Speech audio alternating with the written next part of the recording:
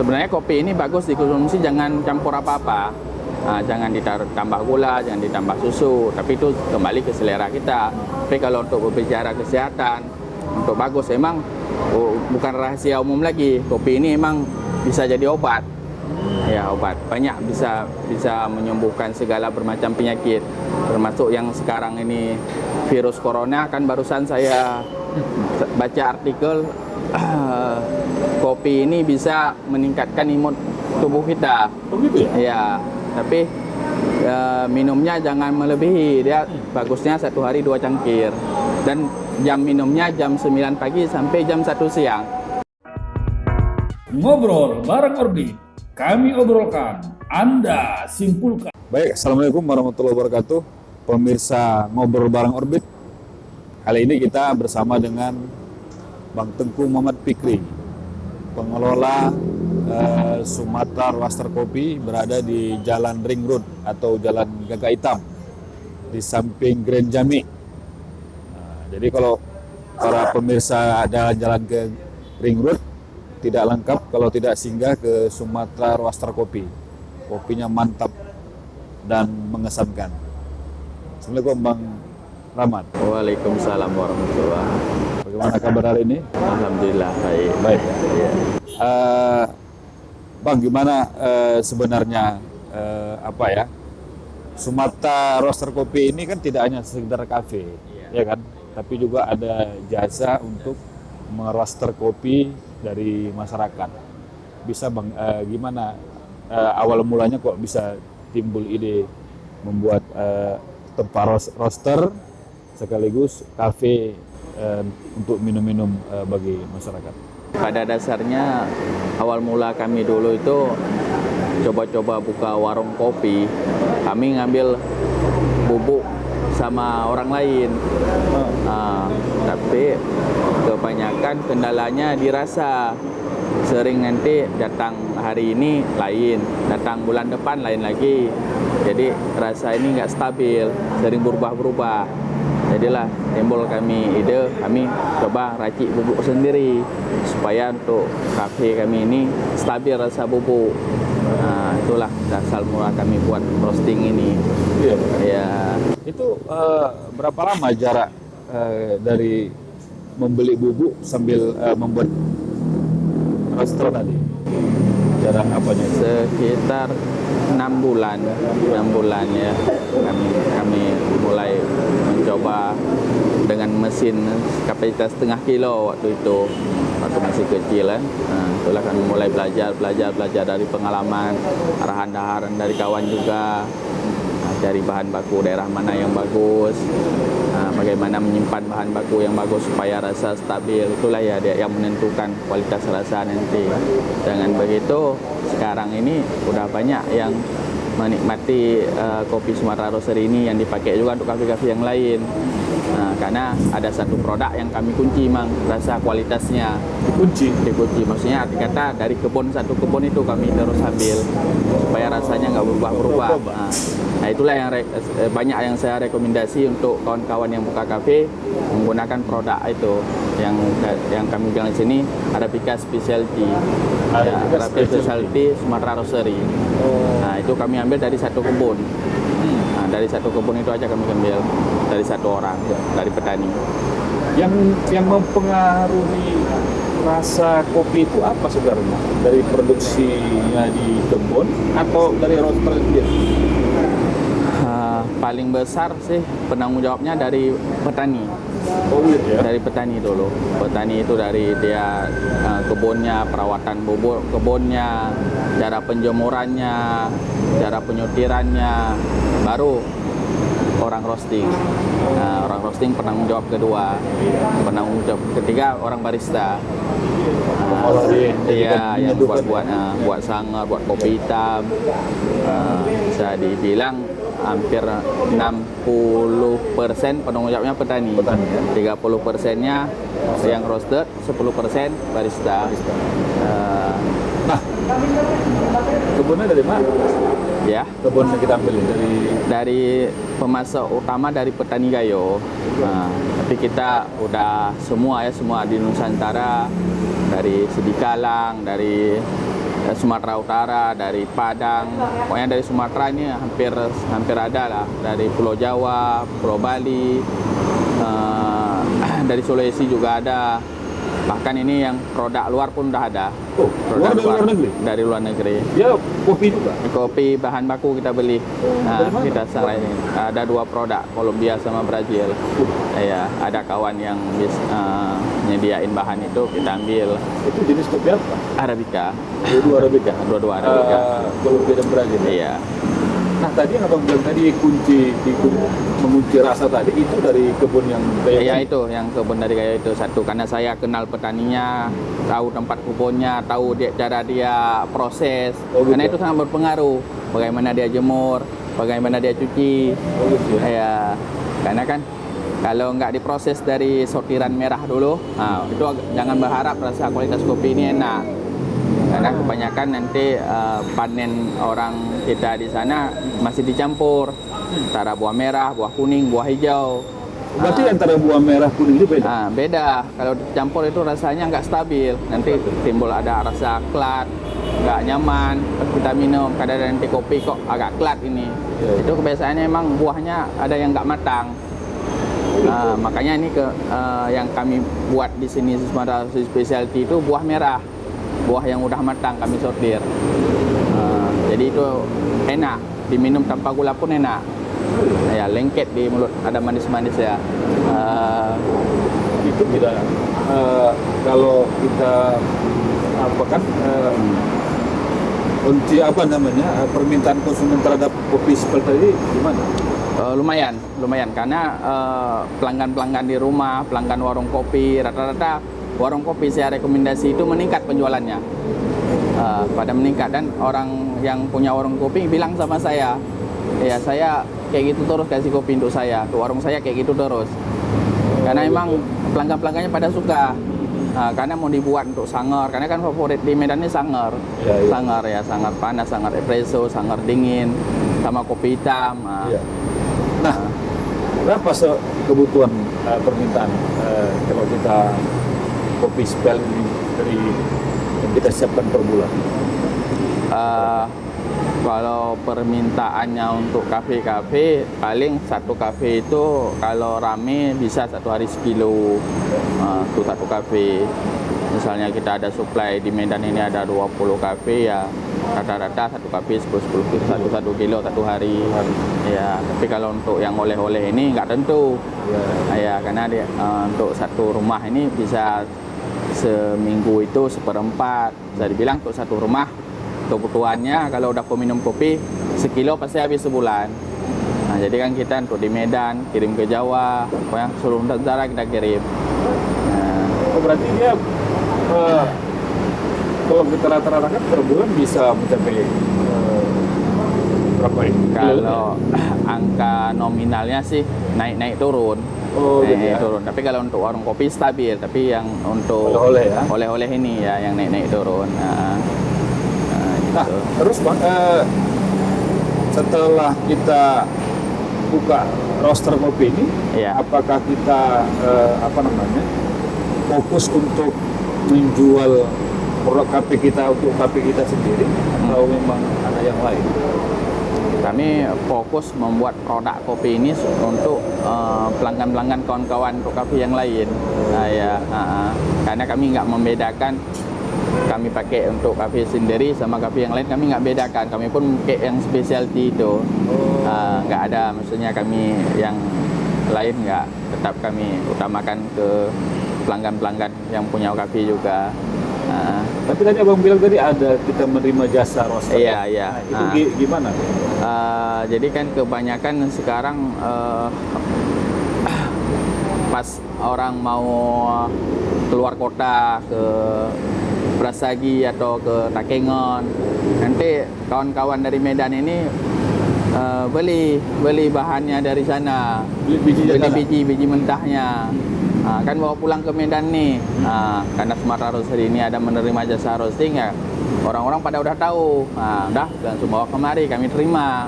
Jadi kami nggak membuat produk kami sendiri aja, produk orang lain pun kami buat, kami terima. Apalah ya, jasa ya, roasting tadi jasa ya? pengkorengnya, jasa roasting. Itu kita hargai berapa per kilonya atau Itu gimana? per kilo. Ya, 1 kilonya 20.000. 20.000. 20.000. Oke. Nah, Baik, ya. itu bisa menutup kita reaksi sejenak. Ngobrol bareng Orbit, kami obrolkan, Anda simpulkan. Pemirsa Orbit, kembali lagi kita bersama Bang Rahmat, pengelola roaster kopi. Jangan lupa di subscribe channel YouTube kita Medan Orbit. Ya. Bang, Ya. produk yang kita tawarkan di Sumatera Roaster Kopi ini apa aja? Produk yang kita tawarkan di sini yang terutama jenis kopi gayo, kedua jenis kopi Sumatera Utara, yang banyak jenis-jenis kopi Nusantara lah. Kami udah keluarkan sekitar hampir 40 produk. Hampir 40 produk ya. Ya. Itu bermacam-macam daerah dan bermacam-macam nama. Misalnya Robusta nanti kami bagi lagi. Kami bagi nanti namanya untuk Robusta apa. Begitu juga dengan Arabica Gayo, kan ada yang specialty, ada yang di bawah specialty, ada yang biji tunggalnya yang disebut kopi jantan, Paiberry. Oh, ada biji tunggal? Ada. Itu kopi yang untuk kata orang ini untuk kopi stamina. Kopi jantan, kopi ya? jantan ya. Dia tunggal dalam satu buah itu satu bijinya. Ya, dia ada bijinya unik. Ya, karakter rasanya tebal tuh bang. Terus satu lagi yang biji panjang. Longberry ya. Longberry? Ya, longberry. Itu beda-beda juga? Beda-beda. Longberry itu apa? Itu longberry karakter rasanya lembut, enak diminum. Bagi-bagi yang nggak suka terlalu keras itu cocok longberry ya. Itu salah satu produk favorit juga. Piberry, longberry produk favorit. Sini ya? Iya. Itu banyak. Terus terkait apanya permintaan yang paling banyak tadi yang spesial tadi? Yang untuk jenis kopi shop, espresso, specialty. Tapi kalau untuk kawan-kawan yang buka kopi saring, kopi Aceh, kopi tarik, kami juga ada buat. Itu satu juga produk unggulan kami. Namanya Robusta Ule Karing. Oh, spesial Ule Karing? Iya, spesial Ule Karing. Itu lumayan juga itu bang. Banyak warung kopi itu menggunakan Robusta Ule Karing Sumatera Roastery. Rata-rata Karena harganya terjangkau, rasanya enak, dan kami pun kopinya nggak kami campur, kopi original. Robusta sama Arabica. produser Ya, sendiri, tidak ada campuran. Tidak ada campuran. Sangrai di tempat. Rata-rata kalau penikmat kopi di sini dia minta kopi apa? Kalau untuk peminum di rumah, kopi gayo yang paling banyak permintaan. Kopi gayo, ya jenisnya ya longberry, piberry, Arabica premium, sama specialty. Itu banyak permintaan.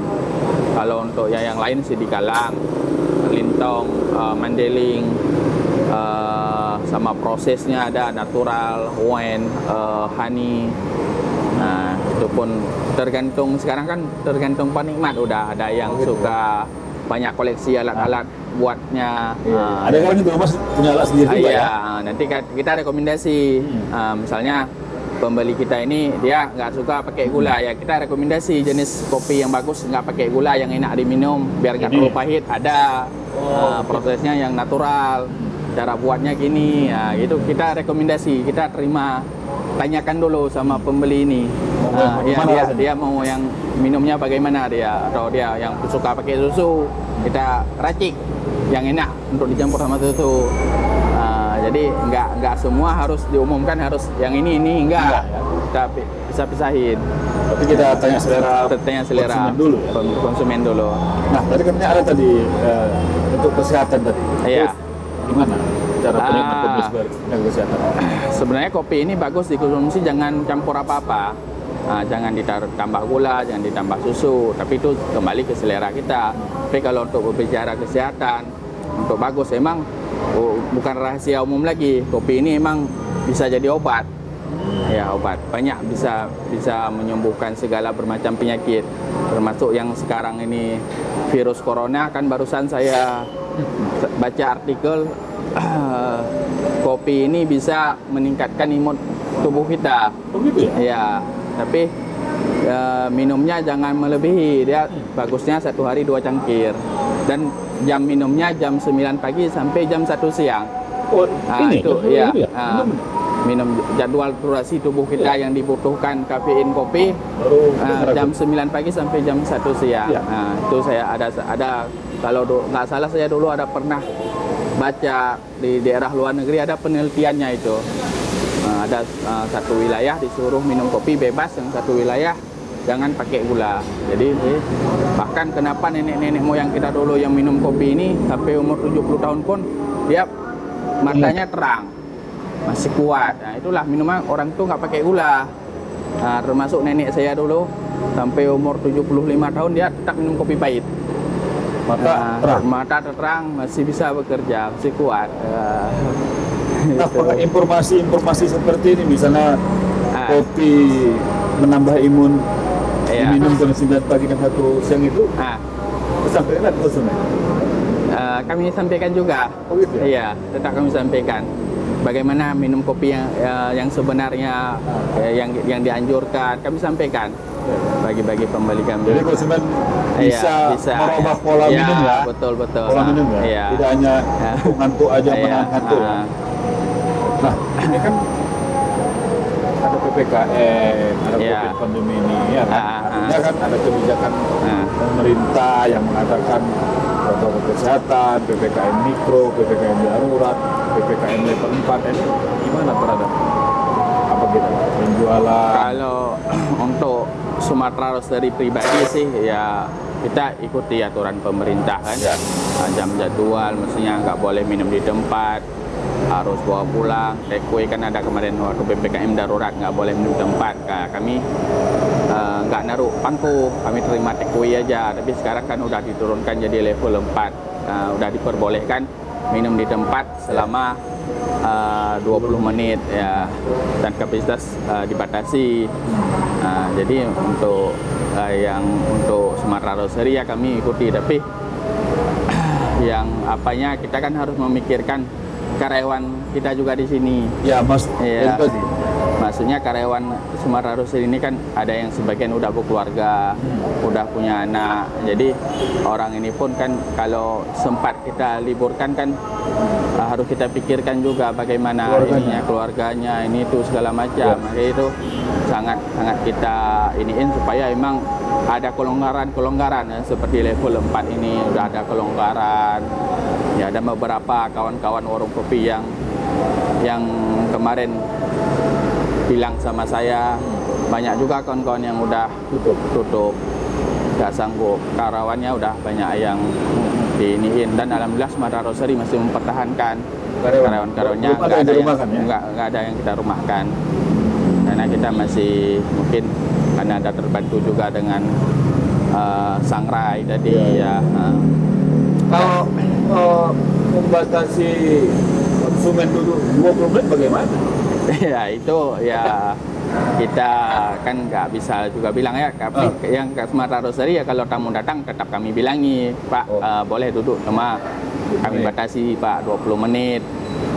Ya kalau bisa Bapak kami silahkan duduk, nanti kalau emang kami bilangi lagi kayak mana jaga jaraknya atau segala macam gitulah. Dari segi penjualan kopi sama jasa roastery semenjak PP ini gimana? Ada penurunan kenaikan kan? Selama COVID ini memang kalau penjualan masih, kalau untuk bubuk ya masih normal. Tapi kalau untuk wisatawan yang enggak, kalau dulu sebelum COVID ini banyak masuk wisatawan dari luar, dari Malaysia, dari beberapa negara luar negeri, karena kan ada kawan-kawan travel juga. Kalau tamu-tamu terutama tamu dari Jawa dulu kan masih rutin tiap hari. Kalau sekarang kami melayani pengiriman kalau untuk luar. Pengiriman aja. Nggak keluar lagi ya? Iya, karena pun kami udah daftar di Tokopedia, ada supaya lebih enak orang tuh belanja. Tokopedia, Shopee, melalui pesan WhatsApp juga udah ada. Waktu marketplace sudah ada semua ya? Udah ada. Baru-baru ini kami siapkan. Oke, udah orbit kita lihat sejenak minum kopi dulu. Ngobrol bareng Orbit, kami obrolkan, Anda simpulkan. Pemirsa Orbit, kita kembali lagi dengan Bung Rahmat, pengelola Sumatera Roastery Kopi. Nah, Bang, ini kondisi PPKM kan sama-sama kita prihatin juga. Iya betul. Pembatasan. Usaha-usaha banyak yang kolaps, bahkan tutup sama sekali karena tidak mampu menggaji karyawannya. Nah, abang selaku pengelola dan juga ya apalah kita bilang, pengelola usaha ini harapannya kepada pemerintah gimana supaya usaha-usaha kecil, warung kopi yang ada di pinggiran-pinggiran masyarakat, di tengah-tengah masyarakat ini tidak tutup. Ya, harapan kita sih sebagai pengelola warung kopi ya jangan sampai jangan sampai operasionalnya sama sekali lumpuh. Setidaknya kayak di level 4 ini udah bisa operasional walaupun masih terbatasi, kami masih bersyukur. Ya, walaupun ada batasan-batasan kami bersyukur. Terus kalau seandainya dibuat peraturan yang sama sekali nggak bisa untuk operasional ya itu sangat diperhatinkan ya, karena terutama emang yang punya warung kopi ini banyak memakai karyawannya itu ya hidupnya hari ke hari papasan ya, karena gaji di warung kopi ini kan bisa dibilang nggak sama kayak di gaji karyawan swasta yang lain, nggak ada apanya, ada kerja, ada gaji. Iya. Kalau seandainya tutup kan sayang orang ini ya. Apalagi mereka kontrak sebulan kabarnya. Iya. Kebanyakan kan karyawan yang di Medan ini, yang di warung kopi yang udah keluarga ngontrak rumah. Kan ngontrak rumahnya sebulan ke sebulan. Ambil gaji, bayar sewa rumah. Ambil gaji, bayar sewa rumah. Beli kebutuhan untuk anak istri. Udah habis. Andainya orang ini nggak bekerja, mau kayak mana kita pikirkan. Sementara warung kopi nggak profesional, nggak ada, ini nggak bisa dibuka karena dari peraturan kan. Gitu. Ada nggak insentif diberikan pemerintah pada ya khususnya untuk pengusaha-pengusaha kopi ini lah, pengelola kafe? Yang tahu abang tidak ada? Kalau itu sih semua ikuti peraturan yang dari pusat.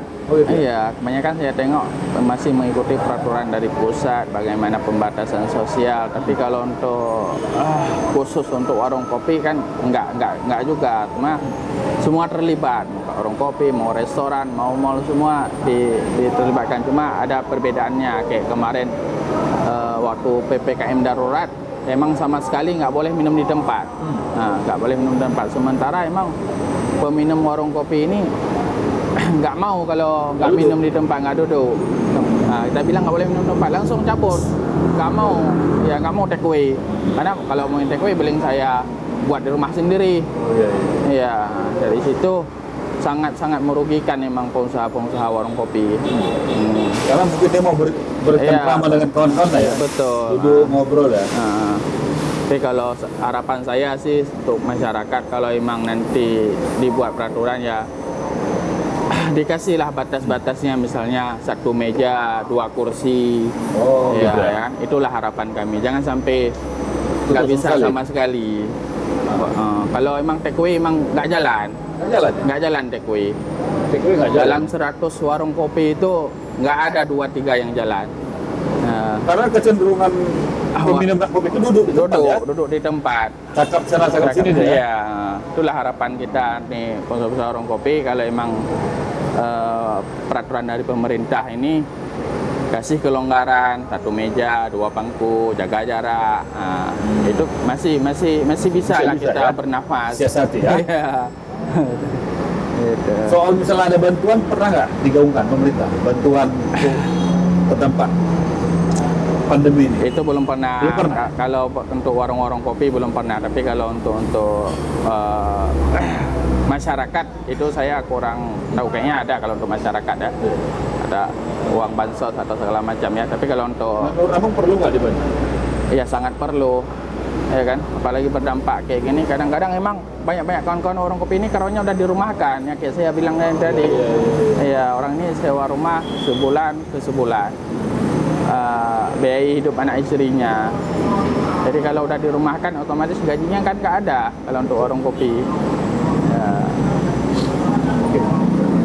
Baik, pemirsa Orbit, Demikian tadi ngobrol kita dengan Bang Rahmat, pengelola Sumatera Roaster Kopi. Semoga ngobrol kita ini memberikan pencerahan dan manfaat bagi para pemirsa, dan khususnya kepada pemerintah supaya memperhatikan pengusaha-pengusaha UMKM, khususnya pengelola kopi, dalam hal memberikan aturan ya jangan jangan terlalu ketat sehingga mengakibatkan pengusaha-pengusaha kopi ini kolab dan menutup usaha. Dan satu lagi bahwa ternyata menurut Bang Rahmat tadi, penikmat kopi itu dia lebih suka duduk di warung, di tempat daripada take away.